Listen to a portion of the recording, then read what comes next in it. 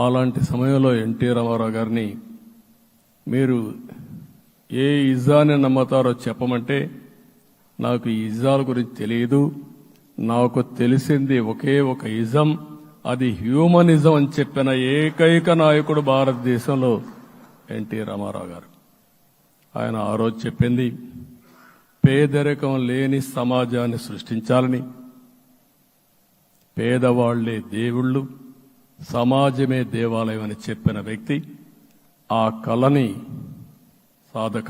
సాధికారం చేద్దాం. అదే నేను నిన్న చెప్పినప్పుడు కూడా ఈ దేశం అభివృద్ధి కావడంలో ఎలాంటి అనుమానం లేదు. కానీ ఆ అభివృద్ధి ఫలితాలు పేదవాళ్లకు తీసుకుపోవడంలో కాన్షియస్ ప్రజా నిర్ణయాలు తీసుకోవాలి, పబ్లిక్ పాలసీ తీసుకోవాలి. దానికి మన రాష్ట్రం నాంది పలికి కేంద్రానికి కూడా ఒక ఆదర్శంగా మనం నిరూపించుకుందాం. దానికి మీరందరూ కూడా మీ స్థాయిల్లో మీరు చేయాల్సిందిగా నేను కోరుకుంటూ ఈరోజు ప్రజలందరికీ విజ్ఞప్తి చేస్తున్నాం. మీరు ఓట్లేశారు, మమ్మల్ని గెలిపించారు, మీరు గెలిచారు, మీ పని అయిపోలేదు. కానీ మమ్మల్ని అనునిత్యం ఆశీర్వదించుతూ నడిపించే బాధ్యత ప్రజల్ని తీసుకోమని పూర్తిగా కోరుకుంటున్నాం. ప్రజాస్వామ్యంలో ఎప్పుడు కూడా ఓట్లేసి బాధ్యత లేకుండా ఉండేవాళ్లు, కావాల్సింది అడిగేవాళ్లు.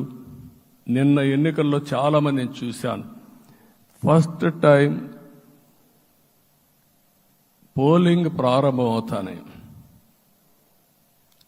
అరాకొర వచ్చేవాళ్ళు. పోలింగ్ స్టేషన్లో కూడా మనుషులు ఉండేవాళ్ళు కాదు.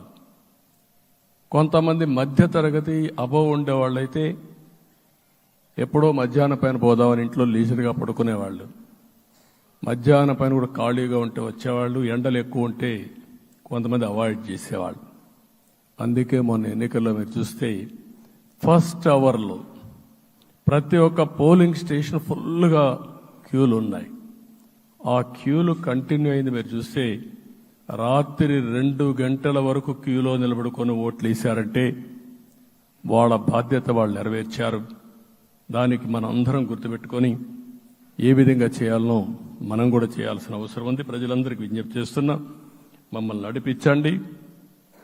ఎక్కడైనా మేము తప్పు చేస్తే చెప్పే విధానం కూడా ఎస్టాబ్లిష్ చేస్తాం. ఎప్పటికప్పుడు ఫీడ్బ్యాక్ ఇవ్వండి.